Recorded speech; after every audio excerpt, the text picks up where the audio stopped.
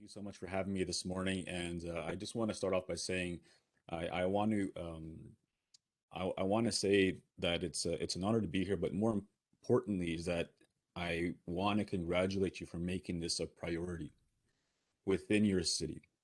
This is a very opportune time in this country for many of our cities, our towns, our municipalities to heal, to grow, and to learn from the past, and to educate our brothers and sisters, our relatives about the true histories of this country. One of the things that triggered this in the last 12 months was the uncovering of the bodies at these old residential school sites, and many of you have seen the news stories of this happening. And so my job here today, ladies and gentlemen, is to do a few things today. Is I want to address some of the histories of this country, predominantly before my time, how it has impacted me a First Nations individual, and also what the future looks like together, and how we can move forward as one in a prosperous and thriving world. Hopefully, that we get everyone on the same page with that. So, you know, in order to move forward in a good way, we have to acknowledge past things that have set up the present. Every keynote that I do, I always acknowledge the people before me, my ancestors that have laid the framework for me to be here today. There's people who have literally risked their lives so I could be here and have a platform to speak, to be able to start businesses, to be able to eventually travel, hopefully, as COVID leaves our world, to be able to write a book, to be able to create online courses. It wasn't too long ago that the Indian Act that we live on, the laws that govern First Nations people in this country. Many years ago, there was a time when if I was living in that era around the 1950s, I was not allowed to start a business. I was not allowed to go to university.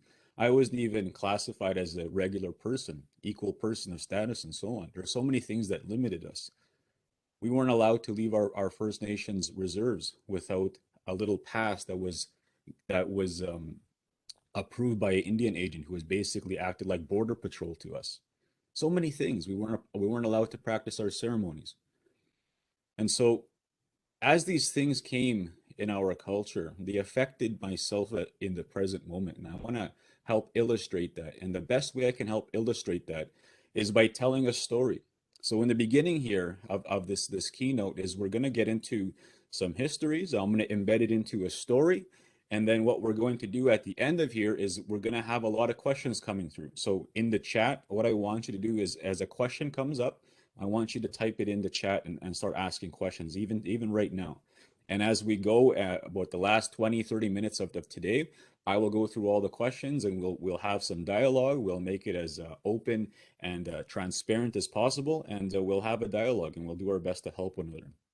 Sound good? All right, let's get to it. Okay, so I want to start off also by saying that in this present moment that we have right now, there is a growing number of indigenous people out there who are looking for places to feel included in the mainstream.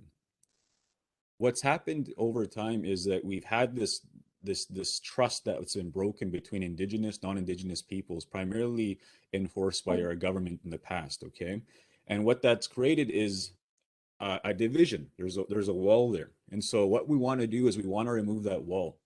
We can't do that unless we understand each other's story. Over time, you probably know this. You grew up in your school. You learned about history, okay? And you probably had a teacher who didn't touch on indigenous history in this country, what the true history, because they probably weren't taught that. And so over time, in the present moment, our children are teaching the parents right now because it's starting to get enforced in the school system. That's how long it's taken. So when I was a kid, I don't know about you, but when I was a kid, I used to learn about, Christopher Columbus was a hero. He came to this country, he founded this continent that we're living on, and we actually had a holiday for a long time around this person. What most people didn't know is that this person was one of the world's mass murderers of the millennium. Like literally millions of people this person was responsible for slaughtering in this country, predominantly indigenous people. He would enslave them as well. This is one of the first times that we heard about slavery in North America. And so when he came here, he wanted to dominate, and so he started murdering many of my ancestors and so on. So that's the true history of this person that people talk about, Columbus. He wasn't a hero; he was a murderer, and that's the true history of how the indigenous, non-indigenous came to see that. What also we've been told through oral history is that he wasn't the first person that was responsible for founding this continent. I've been told from other people that there was other sightings of non-indigenous people who came to North America, and over time they were just lost in history. They weren't made publicly, and so over time, as time would progress, Europeans started coming over to this country. We'll talk about Canada right now. When they came to Canada, they were met with indigenous populations, First Nations groups, different tribes across this country. Okay, I happen to be what they would call a Plains Cree individual. So as a Plains Cree man, um, predominantly my ancestors were, I guess, it was a mixture of Ontario, some of the prairies and so on, so even part into the US. Okay, and so when the Europeans came and they met with my people, when they came here, many of them had this trouble of scurvy. They were on the seas across the ocean coming over, and so they had a lack of vitamin C, and so scurvy affected a lot of these people. And one of the first things that indigenous people showed them was how to cure scurvy through one of the plants, the medicines that they would use here in this country. This was the beginning of indigenous people nurturing Europeans to live in our climate. What essentially happened over time was the Europeans would come and our people showed them how to hunt, how to live, how to trap, how to use the buffalo, what they would use them for, what they would use a beaver pelt for, and so on. So many different things. Another thing also that I want to address is, Tylenol, the one medicine that you see in all pharmacies, that's an indigenous medicine that was commercialized over time. One of many things that indigenous people in this country first founded. Okay. When they came here, they also didn't realize that indigenous people had their own economy, so to speak. They had their own way of living. They had their own way of moving with the seasons. They had their own way of following the buffalo. They had their own way of trading the furs from those buffaloes for certain items that they would use to survive, and so on. So many different things. Different tribes from the BC, the West Coast, to the prairies, to the East Coast, were all had their similarities, but also their differences at the same time. So as they were living together, they came to this country, and they were now trying to find ways to live together. One spoke English, one spoke their indigenous language fluently. But also, our people pitied the Europeans because they didn't know how to survive, so they taught them everything. Over time, Europeans became stronger. They started to grow, to evolve, and so on. Suddenly, they started to realize that there was this whole massive sheet of land that is now known as Canada. As time went on, many of these Europeans wanted a piece of this land. And so eventually, we'll fast track. Eventually, Canada became Canada. And during that time, there were certain instances that would impact my people. And because of but the best way we can say that is greed had a lot of say into why things happened in a negative way for my people. You see, our people, and one of our foundational laws, which is still true to this day, is that we were made to live in harmony with everything living, all the animals, Mother Nature, and so on. So when we got in the way of the development in Canada, so to speak, that's how it was viewed, is what we got in the way because we were abundant in our living, and we were kind of migrating across the country as we followed the buffalo and the different seasons and so on. So as we got in the way, so to speak, of development of this country, Europeans wanted land, their families wanted land. They eventually came across this thing called the treaties, and they promised many different things to our people as long as we'd signed this thing called a treaty, which would essentially give us rights to a certain area. And over time, they would split us up into these things called reserves. In the US, they call them reservations. And then they would put us on all these plots of land. And little did we know that over time, there was many people who didn't want to sign the treaties because they didn't trust the non-indigenous people. Over time, I want you to read this book here, okay? Here's the book. Read this book right here, Clearing the Plains, okay? Clearing the Plains, because this is a book that will definitely open your insights um, into what's happened, especially in this country, and how the government used the way of creating havoc on our livelihood so that they could fast track us getting onto reserve, so to speak, okay? And they did that primarily that our main staple of food was the buffalo. You know, we would hunt the buffalo and we would use everything from that buffalo to help us to survive and to clothe us and so on. As over time, non-indigenous people would find that this was our main staple right here. They took it upon themselves to overhunt, to mass slaughter the buffalo so that they could speed track us into famine, into being hungry, and so that they could force us to sign these things called the treaties. Over time, unfortunately, millions of buffalo were slaughtered. Our people were forced to take rations from what some would call an Indian agent. Okay, the Indian agent would give us rations, and over time, we eventually signed these treaties.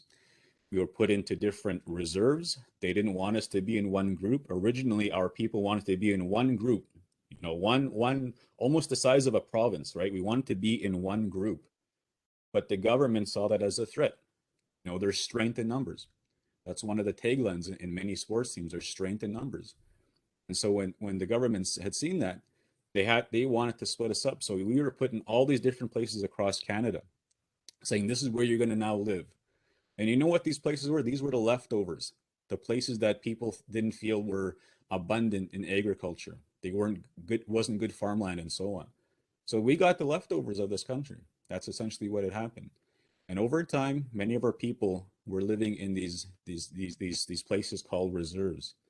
And on these reserves is where my ancestors were raised, where they were eventually living. During the early 1800s, heading into the 1900s here, there was a time when our government said we want to now try our best to assimilate this population of Indians. What's what they used to call us back then. As they wanted to assimilate, they had this master plan to create these schools, church run and governed by the government and enforced by the RCMP, which many of you know as the Indian residential schools. Their job was to eventually to essentially kill that Indian within the child. They wanted to remove their culture, their language, everything that they can to assimilate them into the mainstream. That was the goal. Okay. If they could do that, then they could say that they are no longer Indian and your rights are now void. They wanted to basically eliminate indigenous people the best way they possibly can because we were always a threat, so to speak, to them. I don't understand why, but that was the thinking back then. So now comes the Indian residential school era, which many of my people are now suffering from, the post effects of this. So I want you to imagine you right now as an individual, many of you have children, many of you have grandkids and so on. I want you to imagine that your child, your grandkid, 5 years old, one day an Indian agent comes to take your child away. The Indian agent, a priest, the RCMP, they're all standing at your door. And they say, your child is now going to come with us. But you as a parent, you really have no idea what they're talking about because you don't understand the language that they're speaking. So they essentially abduct your child and you can't do nothing because if you fight back, they're going to imprison you. So you're hopeless. They take your child and they put all these children house by house. They go house to house, putting them in the back of this wagon, so to speak. and they're being herded off like cattle to this school. And they get to this school, these children who are scared, they miss their family. They're all they know is their language, their indigenous language. They don't know anything about English. And so when they get there, these nuns, first thing they do is for many of them, they cut off their braids, which is a super sacred part of our culture. They'll cut off their braids. They'll change them into to different, almost like a prison outfit. And when they get there, they are now forbidden to speak their language. And if they do, they will get punished. And there's pictures. If you actually went online and you saw pictures of people sitting, the children standing at the residential school, some of them will be holding their hands like this. And on their hands, you'll see that there's black and dark spots on them. That's from the rulers that they were using to whack their hands if they were speaking their language. And you know what else was crazy? The left-handeds were forced to write with their right hands. So now they couldn't even, if some people were left-handed, they weren't allowed to write with their left. So, sorry, if they were left-handed, they weren't allowed to write with their left. They were forced to write with their right hand. And so it was very traumatic for them. And so over time, there's thousands of kids. This is happening all across this country, different schools, right? Their goal here is to try to assimilate different parts of this country. And so these kids are being forced to be put into these schools over time. 5 years old, they're just kids. They don't know anything. They're away from their family.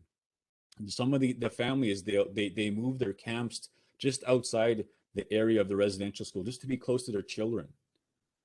There's children who are so scared they leave, they try to run home. Some of them freeze to death.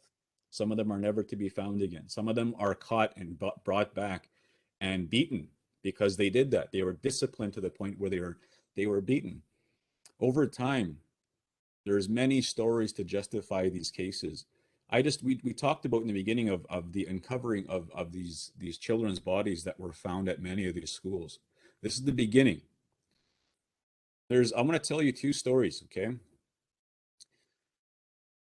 These stories here illustrate the severity of what happened at these schools, you see, because no one oversaw it, and once the kids were there, that was it. No one went back to check on them. What I mean by that is our government, the police, and so on. No one really oversaw that. So when the kids were there, they were forced to live within the priest and the nun's care. They were given food which is worse than modern day prisons. Okay, they were experimented on. They were experimented on.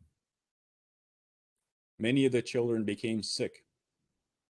Many of the children who became sick were not allowed to. They were forced to sit up in their chair, as they had disease growing on their body. There's pictures of this. There's a picture of open wounds on people's bodies being forced to sit up in a lecture. There's stories of children who were raped, molested, and so on. I want to take you to book number 2, recommended reading. Here's a guy, one of our legends in this country. His name was late Fred Sisakamoose. Okay, Fred was a hero to us. He was the first Aboriginal Indigenous man, First Nation, to ever play in the NHL. He has a book that is called Call Me Indian. In this book, I encourage you all to read this because it's going to talk about just one of the schools and his experiences of going through them. Well, furthermore, his experiences of being in this country as his first professional athlete, the racism he faced, and so on. So many negative things happened. And to further illustrate that, there's a book that was kind of based on his story too. A movie, Indian Horse. It was kind of modeled after his story. Leaving the reserve, going to the residential school, and then eventually going into becoming a professional athlete, and how all the trauma tied things together. I highly recommend everyone watch that movie. In that movie, you'll see things that was very common to many of these children. So many of these children were raped, molested. We can't ignore that. That's what happened. There's a story that I was told from one of my friends, and I'll take you to recommended reading 3 now at this time. One of my friends here is a cop in the city, and he just launched this book, okay? Called A Spark in the Dark. His name is John Langan. And John, um, his grandmother went to one of these schools, the residential schools. And during that time, he told me that his grandmother, when she was taken from her home and she was raised in this school, she was like many children, not allowed to speak her language. She was beaten if she ever was caught. One day, she said that she was um, lured by one of the priests and he raped her. He impregnated her. 9 months later, she has a child in that school. And so when they had found out about this, the nuns, the child was born. They wrapped the child up in a sheet and they gave it back to that teen mom. They said, "Go put it in there right now." And they made that his grandmother, which is his kukam, that's what they call it in the language, to go take her firstborn as a teen mother and burn that child alive in um in the stove. This is the history we have in this country, ladies and gentlemen. Can you imagine what these experiences would do to a child? So many people out there in the modern day we're living in judge my people, judge us by what they see in the media. But there's so few people that really understand what's led up to certain things that have shaped who we are today. I truly believe that the path that I was set on was set up so I can come and speak to organizations, to cities, and so on. And I'm really honored to be here with you today. In a very, very short while, I'm going to shift gears and I'm going to get into how it shaped me as a person, my story. But before we get into that, I want to keep going on into the histories here and eventually work our way back to the present moment. There was also stories of children. There's a story of someone in Saskatchewan, a old lady. She said that she was at a school and someone wasn't listening in class one day, and the nun snapped her neck, kicked her in the neck, snapped, and she fell and died right there. And they continued the whole lecture, and then that was the last they had seen of that young lady. So many messed up stuff happened during this time. This is not easy to talk about because it's affected a lot of my people, and it hurts. It really hurts to look at this. And all that I ask is that everyone who's watching this and who will watch the recording is that you question what you've been taught when you were young. Many people in this country haven't been taught the true truths of this country, primarily because it was forbidden. They tried to sweep it under the rug, so to speak, because they were scared of what today may unfold. And today is an opportune time for us to work together, to hire each other, to work together, understand each other, remove stereotypes, remove ignorance. Unfortunately, that's what's stopping a lot of things from progressing. There's ignorance, there's stereotypes, there's racism happening out there. Because this could have been prevented. A lot of stuff could have been prevented. Not all of it, but a lot of it could have. If we had opportunity to learn like this in the beginning. It's taken a long time, but I think we're getting there. What I encourage you to do is that your children are going to be learning about this stuff in school. Listen to them. Listen to them. The next time you see an Indigenous person at a gas station, filling up gas, in a line at a grocery store, at the pharmacy, and if you notice that they are not being treated as equally as you are, there's racism happening there. Remember, as a kid, growing up as a kid, watching my mom and my siblings being treated differently from other people in the same town, the same cities, and so on. You feel that, okay? As a non-Indigenous person, you can recognize that. And you know what? You could say something. You could say something about that. You can stand up for each other. You can help each other to grow. You can say, you know what? That's not right. Why didn't you treat me like that? This person is just like me. We're all programmed at a certain age, okay, to become a certain person. We get programmed in our early upbringing. As children, we get taught how to speak, how to view the world, good, bad words to say, how to read, how to write, and more importantly, our social skills, how we view the world and so on, how we view a certain race. Sometimes we have to go back and check some of those. Sometimes our parents maybe were ignorant. Sometimes our parents maybe had racist views, but that doesn't mean you have to. It doesn't mean you have to share that same views as maybe your past ancestors may have thought. You can change things. Many people are growing up in are being brought up into circumstances that's not their fault, but it's up to you to change it. The country that we're living in, indigenous people, we're going through that. We're being forced to change things for ourselves and our families. Our ancestors went through stuff, but it's not, we shouldn't be focused on how they were, but what we can do right now in the present moment to make things better. Just because we weren't raised in a certain environment doesn't mean we can't be successful together. Doesn't mean we can't work together. Over time, when these schools did all this stuff, it laid the foundation for me. There was many things along that time during that residential school era of combining that with the Indian Act. The Indian Act forbade my people to practice their ceremonies for many, many years. We had to go into hiding oftentimes to practice ceremonies. We couldn't even leave our reserves, like I had said, without a written note to hand to an Indian agent who acted like our border patrol. They didn't want us to talk to each other. They didn't want us to go and trade with each other. They wouldn't allow me to go to university, to start businesses and so on. All the stuff that we had just talked about that in the beginning of the introduction, this wouldn't have been possible.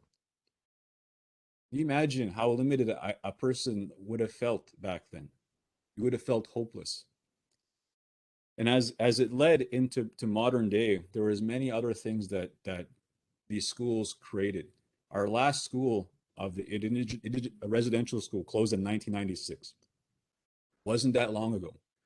During that time, our country did a slow job of fixing the wrong, so to speak. Acknowledging that we are people, we are individuals in this country. We can vote. You can now practice your ceremonies again. You can leave your land and go to different cities and so on. And during that time, there was things like the 60 school, right? It was kind of the next step of residential schools. They would remove children from their homes. They would take children at birth from indigenous mothers and they would place them in non-indigenous homes. Forcibly, oftentimes. You know what else they did? They would sterilize indigenous mothers without their consent. They were not allowed to have children now after that. So much messed up stuff happened in this country, okay? This is just the tip of it. Like I can go like to really understand this, you need days and days of hearing like step by step by step. There's so many things that we could talk about. But I'm trying to give you the tip of everything to kind of illustrate some points here and how it illustrates in the modern day. As it led into the present moment and into my grandmother's life, okay? I want to take you now into my grandmother's life, my kokam, who I held very dearly to me. She was one of my teachers. She was one of the people who helped raise me. And I want to share with you how the residential school era affected her. Okay, so back in the early 1900s, okay, my grandma was born. We call her Kukam in our language. Okay, so she was born during this time of the residential school era when these wagons would come to the reserve and they would abduct children from their homes and they would take them off and they were only to be seen for a couple months throughout the end of the year. Okay, just like a teacher has summers off, it's the same thing for residential school kids that were in those schools. That was the only time they were allowed to leave, many times. So when these wagons would come around, my kukam, who was um, had many siblings. Her and another sibling, this is what I was told, her and another sibling would have to go and hide in the bush while her siblings would have to go get taken to those schools. She was one of two siblings in her own household that avoided the schools.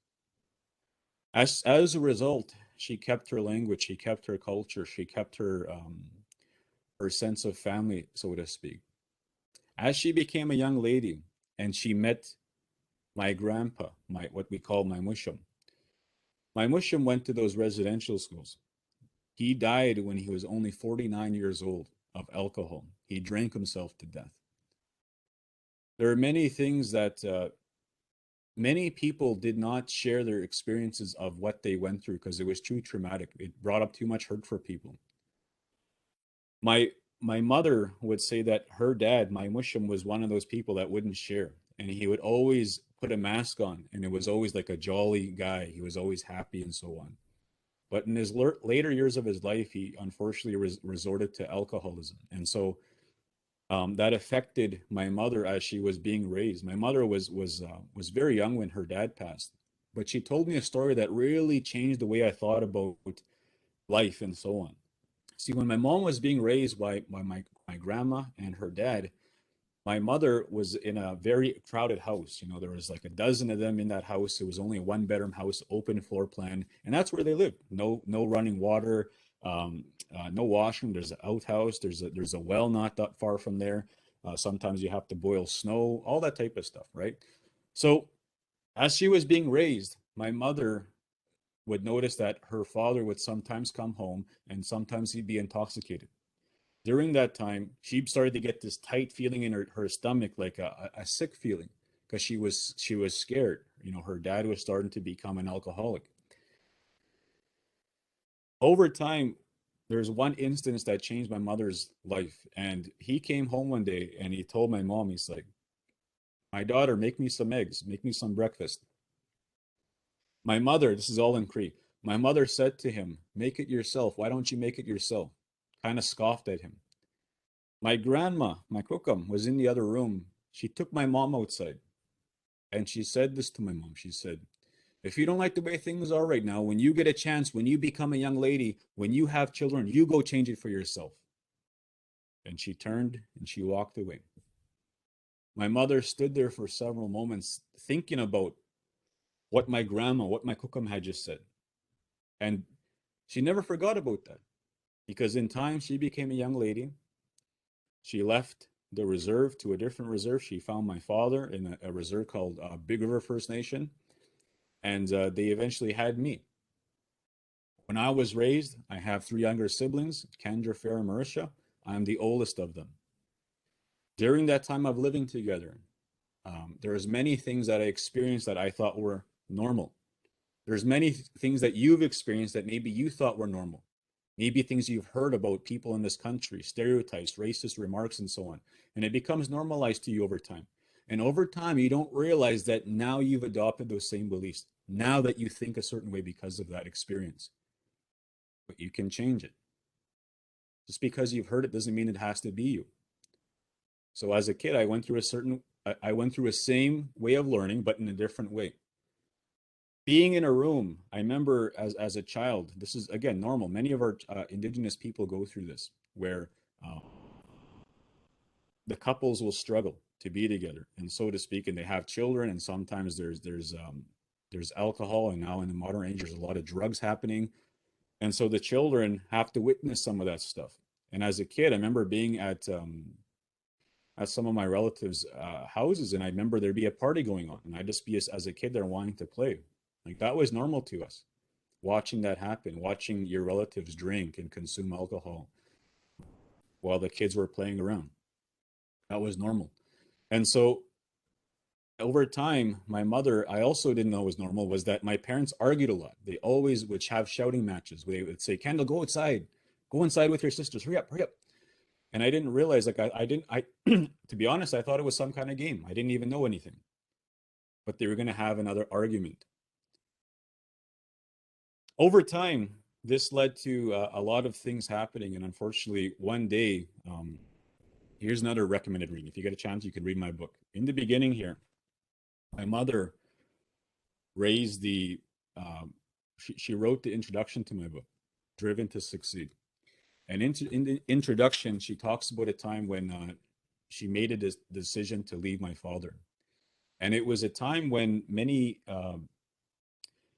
it was a time when she was scared for her children. She was scared for myself, my siblings. And She did this because she wanted to stop a cycle from happening. She had witnessed this in different families and so on. She didn't want this to happen to her. So one day, a vehicle just pulled up, and the vehicle started to load us into my sister's into a truck. And I had just got dropped off at the end of my driveway, and I'm walking closer towards our house. And my mother's frantically putting all these garbage bags, these boxes, putting in the back of this truck. My sisters are jumping in the back seat, and I'm getting closer to the vehicle. Finally, I catch up to the vehicle, and I said, "Hey, Mom, what's happening? What's going on?" My mother looks at me and she says, "Kendall, go inside, pack up your bag. We're going to go somewhere for a while." So, me in this moment, all I had was a little Ninja Turtles backpack. And I put all of my toys in there. All of my Ninja Turtles toys, that was like my thing, was Ninja Turtles back then. And I put it in the back of that truck and I jumped in the back seat and off we left. Little did I know that was the last time I was going to live there. Little did I know that my mom was trying to escape my a relationship, an abusive relationship. We end up in these places that look like hotel rooms. This is very common to many young families and primarily indigenous people that are in these places. They're called women shelters. They're for places for single moms who have no place to go with their children. Interval houses.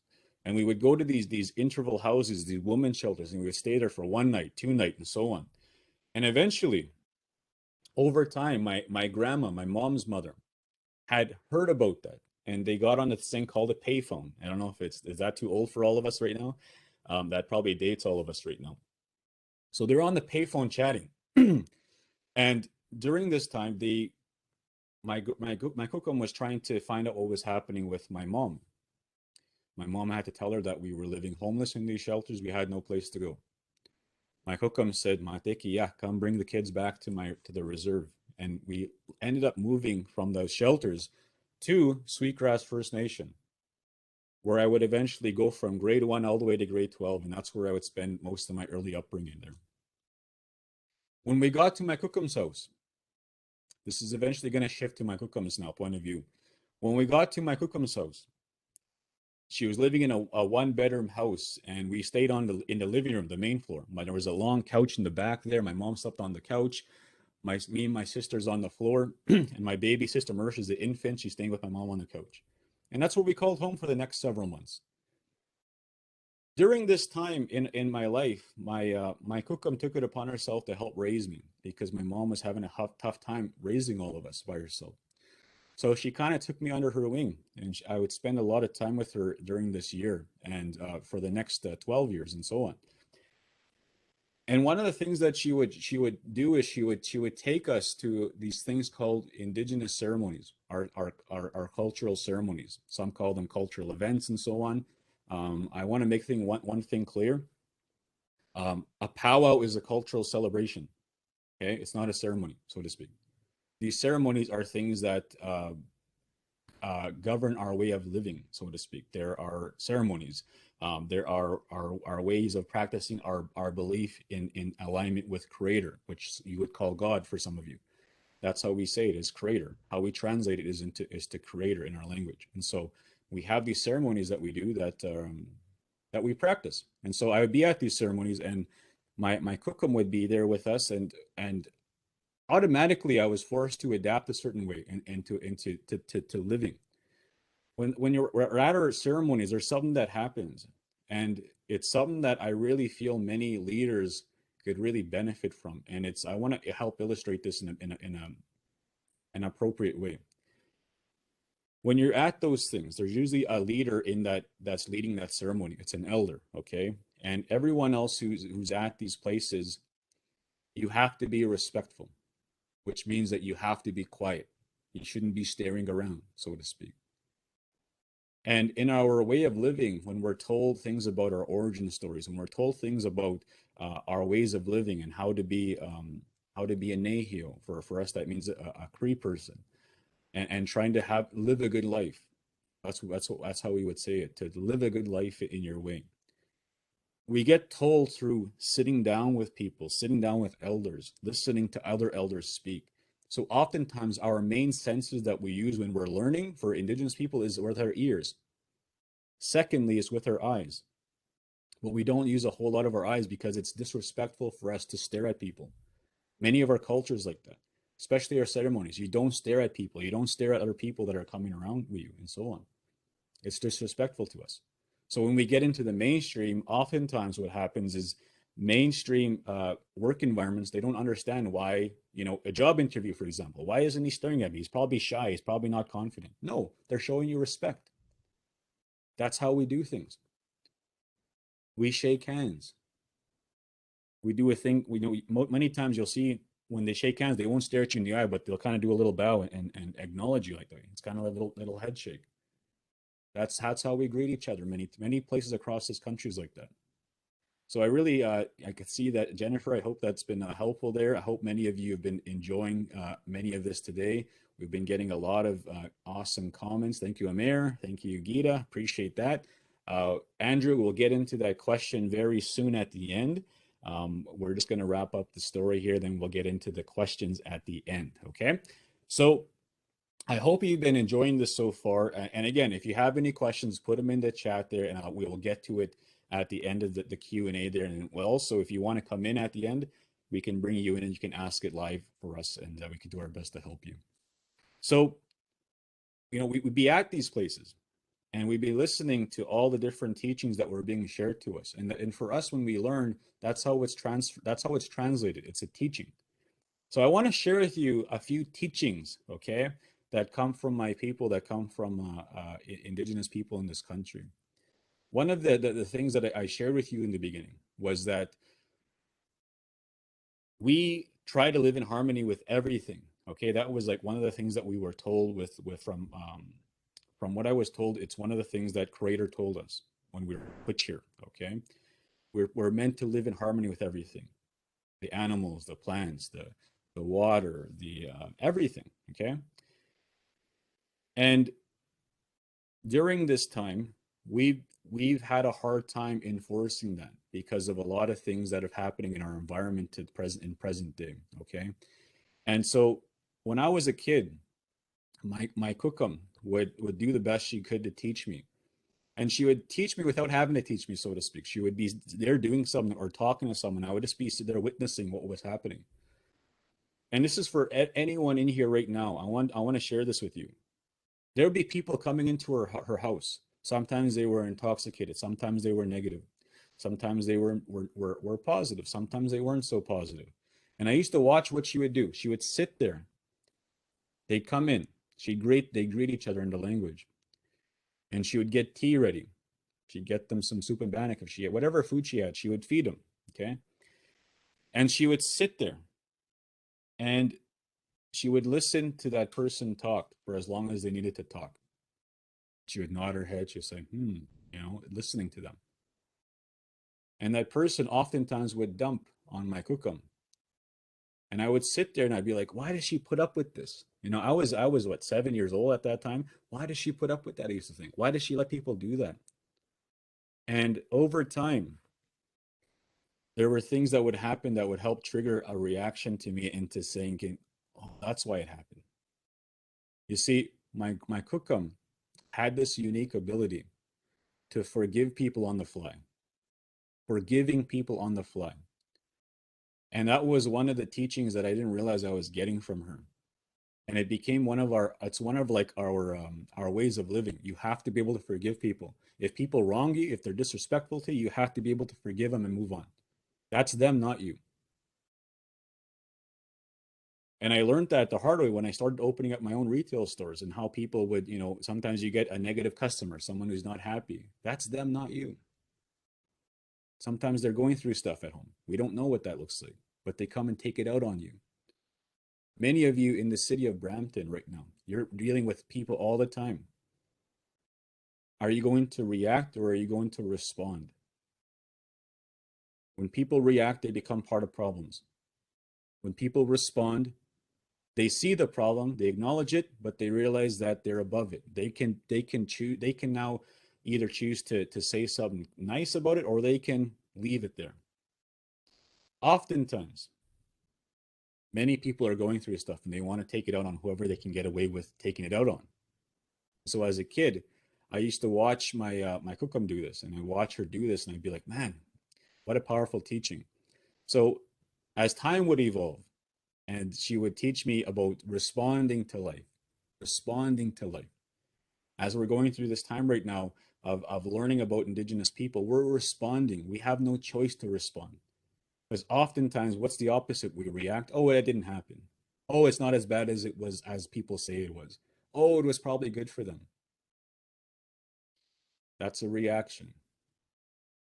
Right now, in this moment, we're responding in a good way. Like I said, I want to congratulate you for all making the time to be here, to making this a priority. Don't let today be the end of this. Make it a commitment to really understand the true histories of this country. I want to share with you another story really quickly. When I pre-COVID, I was everywhere. I was speaking all over the place, and there was an instance that happened that I realized that how our country learns oftentimes. I was in a taxi cab, and I was getting driven to an event, and the person asked me about my background, and I told him I was First Nation, and he started telling me all these things he heard about First Nations people, all the things he heard. And so at the end of that, I let him talk, and a lot of it was very racist stuff, stereotypes, and so on. And I asked him, "Who told you this? Was it someone from my background? Did they educate you? Like, how did you hear about this?" He's like, "No, no, no, no, no. It was other people." What does that say? People who come to this country sometimes, people who come from different parts of the world that come to this country, oftentimes are not learning from people from my background. They're learning from society. They're learning ignorance that are being spread throughout different people from different backgrounds. And so they come to the country and they adopt that way of thinking. Very toxic, very unhealthy. That's why days like this is needed. Don't let it stop here because we have a lot of work to do. We have a lot of work to do. Work with the elders in your area. Work with the people in your area around the city of Brampton. Work with people. That's reconciliation, working with people that are around you. How can you work with them? How can we hire each other? How can we acknowledge each other? How can we invite each other to our gatherings and so on? I'm here to try to bridge these worlds together as best as I possibly can. I'm here to try to help give an understanding into why things are and what we can do moving forward in a good way to help bridge this gap between us. There's a decision everyone needs to make. This decision is, do I remain the same, which often leads to limitations for yourself, for your cities, your municipalities, and so on? Or do I choose to adapt and respond? If you choose to adapt and respond, we're going to live in a more prosperous country for everyone because we're going to be able to sit at the same table and be friends. The thing that stopped that from happening is a lack of trust. A lack of trust from broken promises, primarily from our government, that enforced those broken promises upon my people. Used to promise things like, in the early days, they would promise things like ammunition, right? They would promise things like certain rations to help us out. Uh, I can't even pronounce that word. Annuity payments to help us as we were moving off the land that was being made for Europeans and the government. Right? They were trying to help us, but they didn't enforce it. Broken promises. And over time, that started to become a theme for our people. So we had a hard time trusting people. We had a hard time trusting our neighbors and so on. Many times in this country, we could be right beside a non-Indigenous person, could be a farmer, it could be someone who owns a business, and they don't even speak a day in their life to each other. That's sad.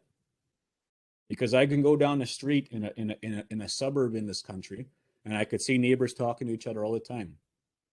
But when anytime it comes to those, First Nations, non-Indigenous, they don't want a dialogue. That's got to be fixed, and it starts here today. We have to change that. You know where it starts? It starts with you. You have to be the one to make that decision. You have to be the one to say, "That's enough. I'm going to go make him my friend. I'm going to go talk to him." Imagine what their conversation will lead to. You ever been on a plane and you talk to someone or someone starts talking and you all of a sudden you learn so much about that person. Maybe you're sitting on a bus and that happens to you. It's the same thing with our people and non-Indigenous. No one's ever asked us, hey, tell me about how you grew up. Hey, tell me about your people. No one asks us that stuff. Now is the time to start dialoguing, making things right. Because in the present moment, everything I share with you has led up to who I am. Now, what I'm going to do is I'm going to shift gears now, and I'm going to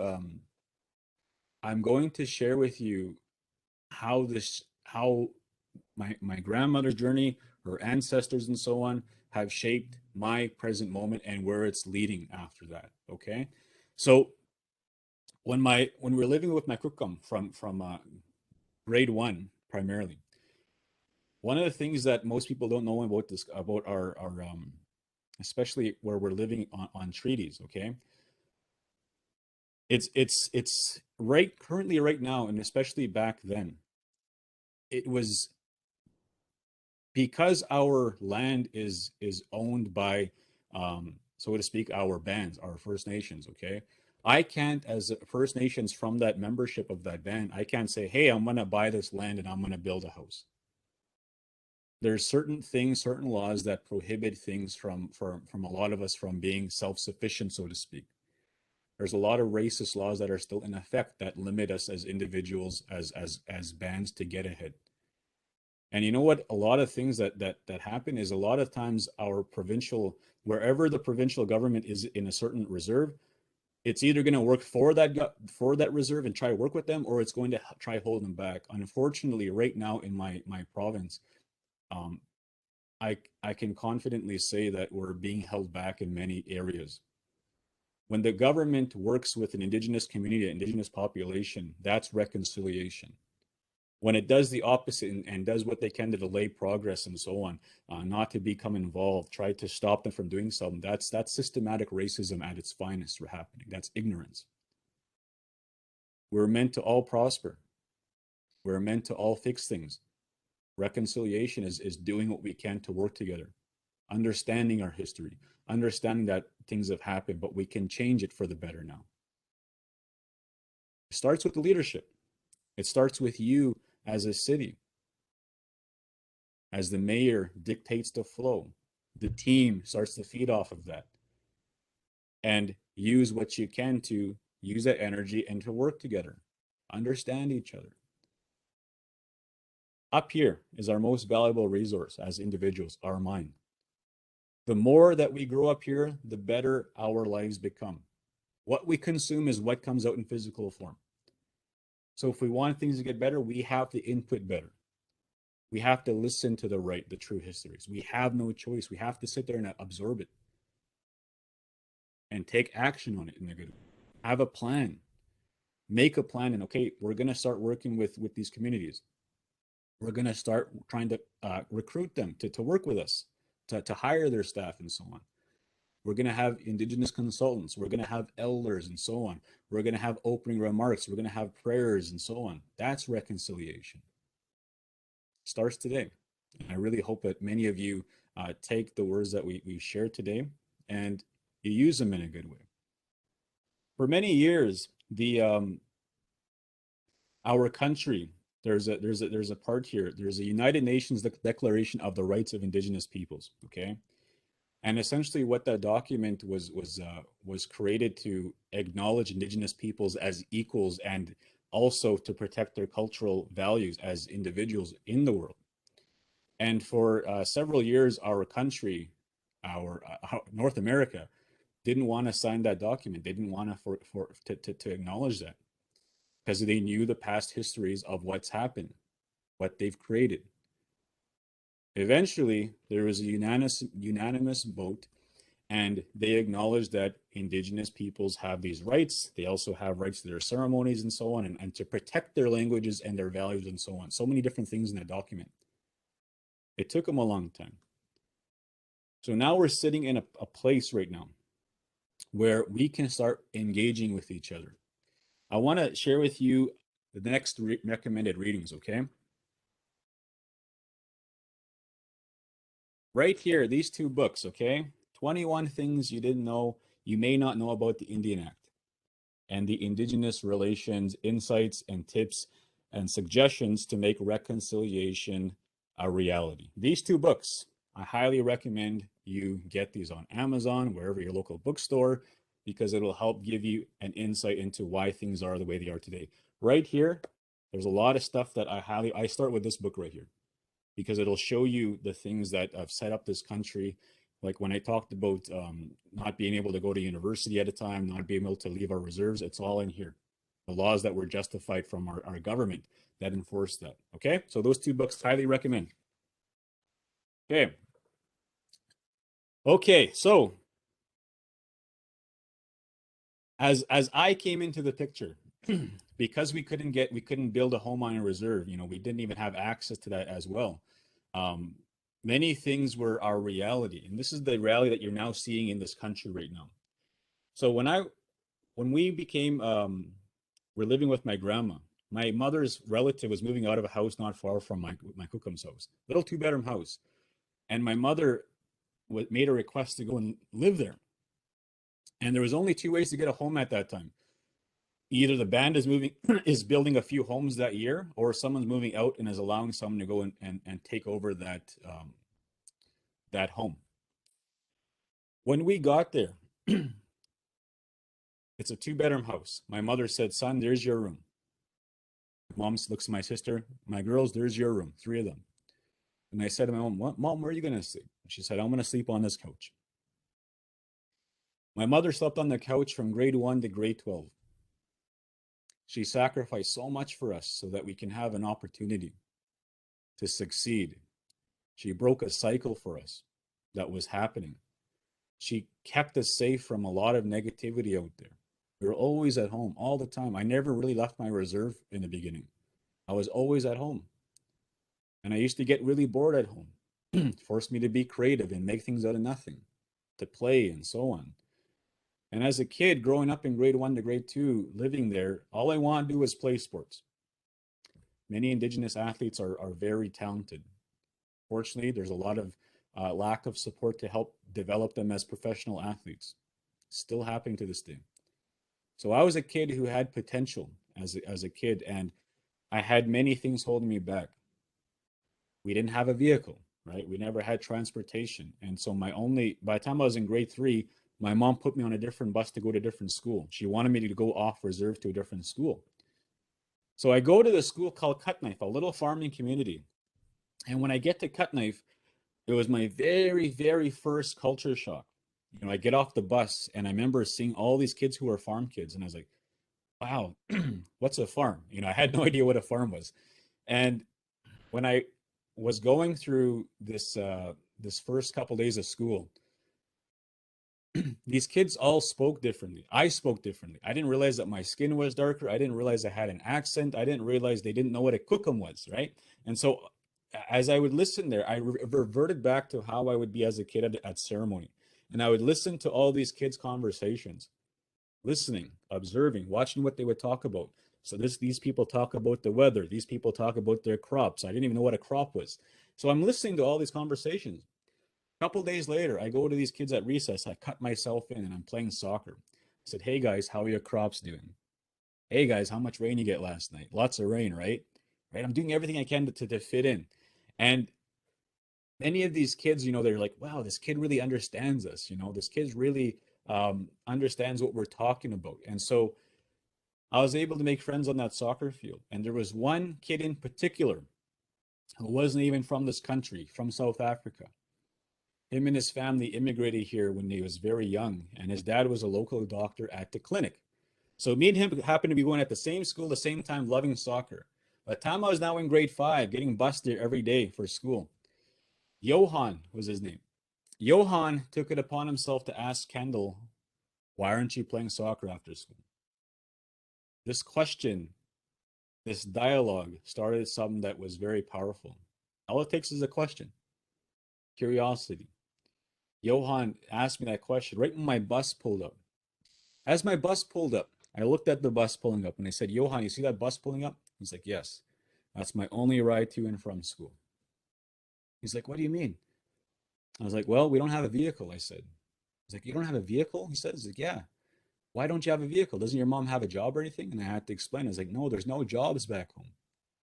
We live off this thing called welfare, social assistance. He's like, really? He's like, wow. Well, what about the cities? Can't you go to the cities? I was like, we have no vehicle to go to the cities. Many people back home don't have a vehicle, I said. He's like, wow, that's crazy. And he just wasn't prepared for that as well. How do you guys live? He says. Well, we collect cans and bottles. We take them to the local recycling for change for groceries. I had this thing called a bike and a Super Nintendo, I said, and we would put those things in a pawn shop for some money, and then it was like a loan, so to speak. And every month we have to go back and repay that loan with interest. So we were living off of those loans like that. He's like, wow, really? He's like, he couldn't believe it. He's like, well, what about your dad? And I had to explain him the whole dad situation. My dad wasn't in my life. It was just my mom and four of us kids. So he told his parents that night what I had told him. Kind of like maybe some of your children will come back and teach you something about a different culture, about a different place, and so on. Listen to them. He told me the next day I get dropped off at the same spot from where my bus drops me off. And Johan comes up, very positive kid, optimistic kid, and he says, "Hey, Kendall, I told my parents what you had told me. I want to help you out." I was like, "What do you mean?" "Well, we actually paid for your fee to play soccer. We are going to drive you to games and practices." I was like, "Really?" He's like, "Yeah." I was like, "Where do you live?" And I had to explain to him, this is pre-Google Maps and Apple Maps. I had to draw it out on a piece of paper and give it to him. And you know what? This family drove up to my house, picked me up. I used to be embarrassed of where I lived, the house I grew up in, and living like that. I was embarrassed to be poor. They picked me up and they started driving me to games and practices. All of a sudden, I was playing this sport. I had a coach. I felt part of a team. I was one of the only First Nations kids on this team and playing. And me and Johan became even stronger friends. He started saying, "Kendall, why don't you come to my house on the weekend?" So now I'm at his house and they're inviting me into their home. My first time being in a non-indigenous person's house. I was like, wow, this is beautiful. They got 3 floors in here. Like I couldn't believe it. They have stairs in their house, and it was an eye opener for me. It expanded my mind. And their parents they saw me for a kid who just wanted to play. They didn't see me for skin color, an accent, and all that type of stuff. They saw me for that. And that's what I would say to all of you right now is that if our country is truly kind, we will treat people like that. We will treat people for who they are as an individual from kindness from here. And that family showed that to me that day. Almost every weekend I'd be at his house. His dad became a role model to me. His dad used to be in the army in South Africa, and he was here in this country to become a doctor, to become an anesthesiologist eventually. And I used to watch this guy wake up in the morning, he'd do his workouts. He'd go do a lap around the lake like a marathon. He'd be coming back. He'd be studying his books. He'd be with his family, being a dad and a husband, like just a super driven guy. That's why my book is the title, this word driven, that's where it comes from, is from him. Because when I was a kid, I said, whatever I decide to do with my life, I want to be as driven as Johan's dad. I made a commitment up here. So 2 years later, grade seven, Johan and his family had to move away. As Johan and his family had to move away, I was thinking, what's going to happen to my right to play soccer? Right before they left, they gifted my mother, who they had a chance to get to know over time, and not they gifted her a 1986 Ford Crown Victoria, burgundy red, and that vehicle they weren't taking to Saskatoon, to the city. And when they gave us that vehicle, now my mom's driving myself, Kendra, Fair, Marisha to after school activities, to play sports. That act of kindness, ladies and gentlemen, had a ripple effect in my life because it was the first time a non-Indigenous family really did something like that for me. I felt included. I felt part of it because, when I'd be at his house, I'd get a chance to talk to the other non-Indigenous families because they'd come and visit them too. That was a powerful time in my upbringing. because many of my people don't ever get a chance to feel that because they don't feel included. And so they get pushed to a corner. I used to watch a lot of kids in school get pushed into a corner, and some of them didn't speak a lot. So they would get labeled as a resource kid, and they get put into resource rooms where they would need special attention. They weren't dumb. They just didn't know how to be social. They didn't feel safe. They didn't feel included. And it was sad watching that grow up. It was very challenging. So when Johan and his family, they left, I'm now playing sports. I kept playing sports. By the time I was in grade 10, I go to a place called North Battleford, and I'm there uh, trying to continue to play more sports as a kid living on my reserve playing sports. And there was another guy who became my coach. His name was Doug. Doug took it upon himself to say things that very first day. Hey, Kendall, I see potential in you. I see potential in you, he said. I want you to stay on my team. You might not get a lot of playing time this year, but I want you to stay on my team. I see potential in you. Stayed on his team. A guy believed in me. Saw me for a person, not my skin color, not my background. That sport took me through high school. That sport got me into college. A high school volleyball coach used to plant these seeds of hope for me. And here's another thing I want you all to practice as you work with our people. Practice giving genuine compliments of future possibilities of their potential. For example, what Doug used to say, hey, Kendall, I could see you going to university one day. Have you ever thought of that? Hey, Kendall, I could see you becoming a teacher one day. I was like, really? You could see that? Yeah. Hey, Kendall, I could see you becoming a teacher at the school one day, coaching his volleyball team with me. Planting very vivid scenes for me in my mind. So after high school, I never got into university, but I got an opportunity to go play volleyball in Fort McMurray, Alberta. And I'm there during this thing called the oil boom. During the oil boom, I'm there to play volleyball and go into school. Here's another thing I want to share with you about how our people when we leave our communities. It's very challenging. There's four of us Indigenous men that went to go play on this volleyball team. Four of us, different communities in Saskatchewan. I was one of them. We get to that place 9.5 hours away. First time I'm really that far away from my family. So I get there. I get check into my dorm. I happen to have a roommate who was a Métis from northern Saskatchewan. His name was Brian, and me and Brian became roommates. And the other two had a different place in a different floor. So there's four of us. 2 weeks later, one of them gets homesick, and they move back home. 2 weeks later, another one just couldn't do it. He moved back home. So now me and Brian are left. We make it to the first semester. I come back after Christmas to find out that Brian's belongings are gone. I was like, where's Brian? He went back home. So now it's just me. And I was sitting there, I was like, man, geez, I have to do this myself. So after that year, I find out that the first two guys are okay. They're back home in their communities. The third one committed suicide. And I had no idea what this guy was going through. He was my roommate. And this is a thing that's happening in many of our communities, is that especially the isolated ones, where many young people are taking their lives. There's a suicide epidemic happening right now in this country, and it's primarily within Indigenous populations. For the other two who chose to go home, they never felt a sense of belonging. They lacked that inclusion feeling to them.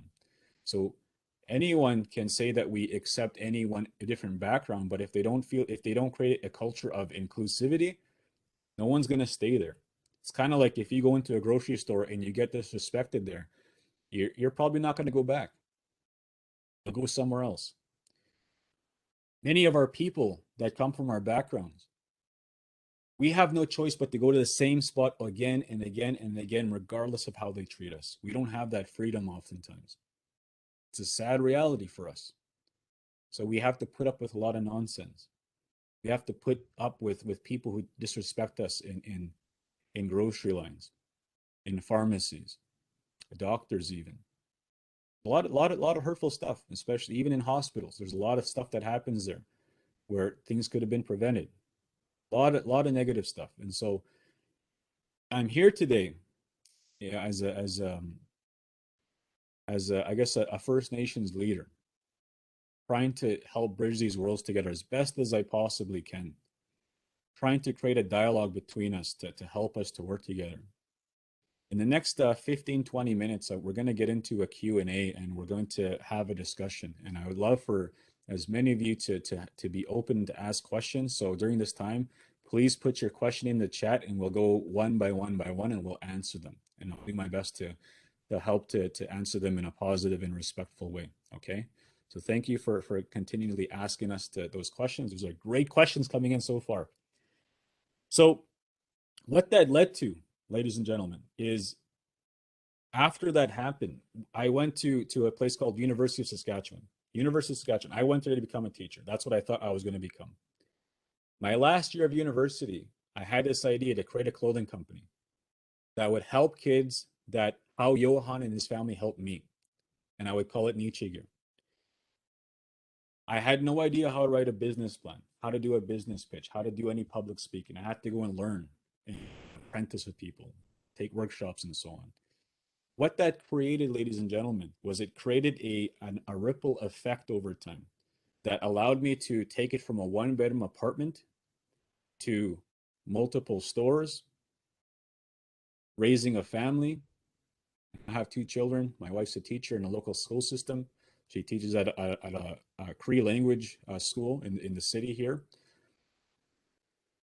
And it allowed me to create this book, create online courses, and become a consultant, and led me to be here with you today. So many things happened because of that. And I want to take this time to, before we get into the questions, I want to take this time to, I really hope that today was meaningful.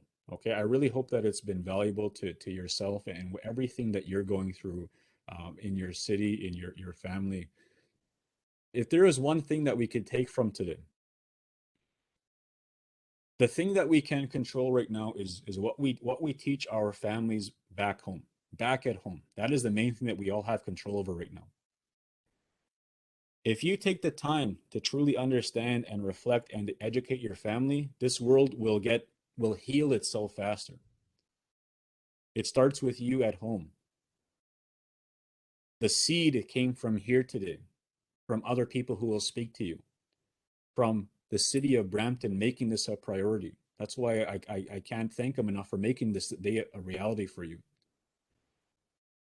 The outcomes of this, I push on to you to make it a priority at home, to make it a priority at work, to work with our people, to hire our people, to acknowledge our people, to bring them into your events, to go to their events and so on. When we become friends, this world becomes a better place. That's the best way I can sum this up. It starts here today. So